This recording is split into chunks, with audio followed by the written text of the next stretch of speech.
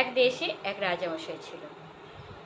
রাজামশাই ছিল, তার রাজামশাই যেমন প্রজারা থাকে, তার সভায় সেনাপতি, প্রধান সেনাপতি, প্রধানমন্ত্রী সব নিয়েই তো তার রাজত্ব।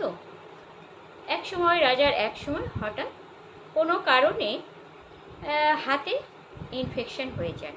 আর ইনফেকশন এতটাই বেড়ে যায় যে কবিরাজ মশাই তখন পরামর্শ দেন যে রাজামশাই, আপনার ইনফেকশন এতটাই বেশি হয়ে যাচ্ছে, ছড়িয়ে যাচ্ছে, যে আপনার হাতের একটা আঙ্গুল কেটে বাদ দিতে হবে। আর এই আঙ্গুল কেটে যদি বাদ দেওয়া না হয় তো এই ইনফেকশন আপনার পুরো বডিতে ছেয়ে যাবে, আর তাতে কিন্তু আপনার প্রাণ সংশয় হতে পারে।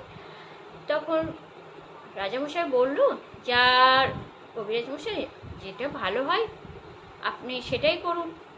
তো সেই কথা মতো রাজামশাইয়ের একটা আঙ্গুল, বুড়ো আঙ্গুল কেটে বাদ দিতে হলো একটা হাতে। তখন তারপর 2 দিন পর এখন রাজামশাইয়ের সেই মন্ত্রী ভীষণভাবে, প্রধানমন্ত্রী, সে ভীষণভাবে ভগবানে বিশ্বাস করত। সে সবসময় এটা মনে করত ভগবান যা করে আমাদের জন্য ভালোই করে, যা হয় ভালোর জন্য হয়। তো এই অবস্থায় সেটা দেখে, আঙ্গুলে কাটা পড়েছে সেই দেখে রাজামশাই, সেই মন্ত্রী বললেন যে রাজামশাই, যা হয়েছে ভালোর জন্যই হয়েছে। এই কথা শোনা মাত্র রাজামশাই ভীষণ মনে মনে ক্ষিপ্ত হয়ে গেলেন মন্ত্রীর পক্ষে। আমার একটা আঙ্গুল কাটা পড়ে গেছে, আমার একটা অঙ্গ থেকে বাদ পড়ে গেছে, আর মন্ত্রীমশাই এভাবে বলছেন যে যা হয় ভালোর জন্য হয়। মনে মনে ভীষণ ক্ষিপ্ত।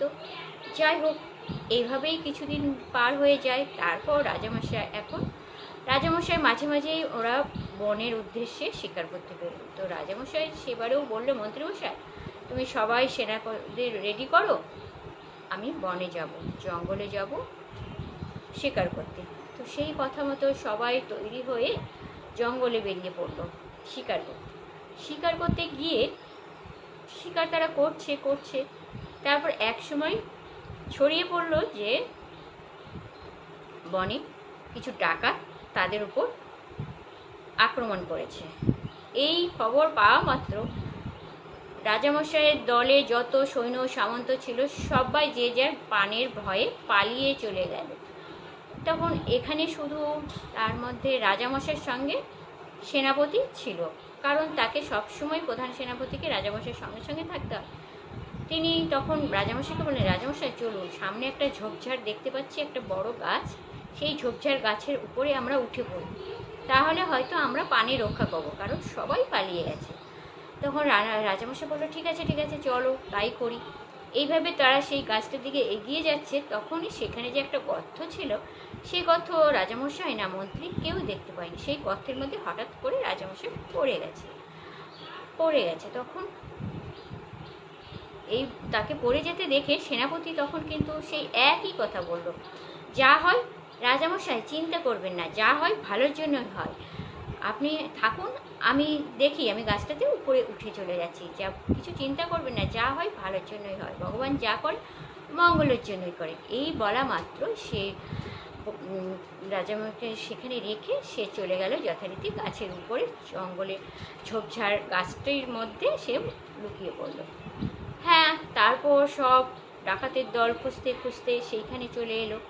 এসে কিছু ডাকাতের কিছু লোক সেই গর্তের মধ্যে রাজামশাইকে দেখতে পেল। তাকে সেখান থেকে টেনে তুলে বলল, সর্দারকে তারা ডেকে বলল, সর্দারমশাই আমরা লোক পেয়ে গেছি, চলে আসুন এইখানে। তখন সর্দারও চলে এলো, বললো, বাহ, এই তো আমাদের বলি দেওয়ার জন্য, মায়ের সামনে বলি দেওয়ার জন্য যে লোক করছিল আমরা পেয়ে গেছি। ঠিক আছে, তবে তোমরা তাকে দেখে নাও, পুরোপুরি চেক করে দেখে নাও সে সব কিছু ঠিক আছে তো, কারণ মায়ের কাছে আমরা বলি দেবো, মা তো কোনো খুঁত থাকে এমন কিছু বলি দিতে আমরা পারবো না, তোমরা দেখে নাও। তারপর যখন ডাকাতের দল তাকে চেক করতে দেখছে যে তার একটি হাতের একটি আঙ্গুল কাটা। তখন সর্দারকে বললেন, সর্দারমশাই এর দেখছি তো একটা আঙ্গুল কাটা, তাহলে কি করে হবে, তাকে কি নিয়ে যেতে পারবো আমরা?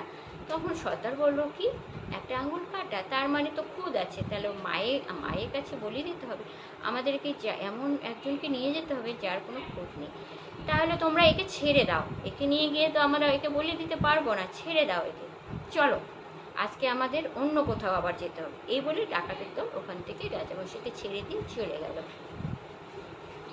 তখন ডাকাতের দল যখন সেখান থেকে চলে গেল, তখন রাজামশাই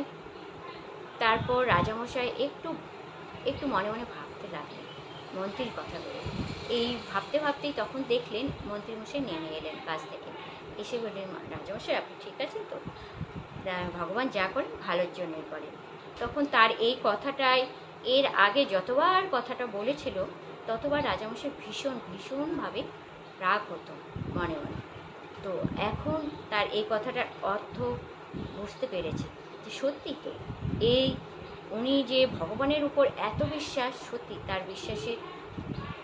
তার বিশ্বাসের মাত্রা আছে।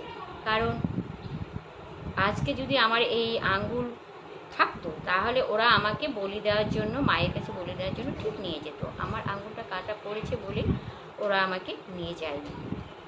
তাতে এটাই বোঝা গেল যে আমাদের সব সময় ভগবানের উপর বিশ্বাস রাখা উচিত। ভগবান যা করে মঙ্গলের জন্যই করে।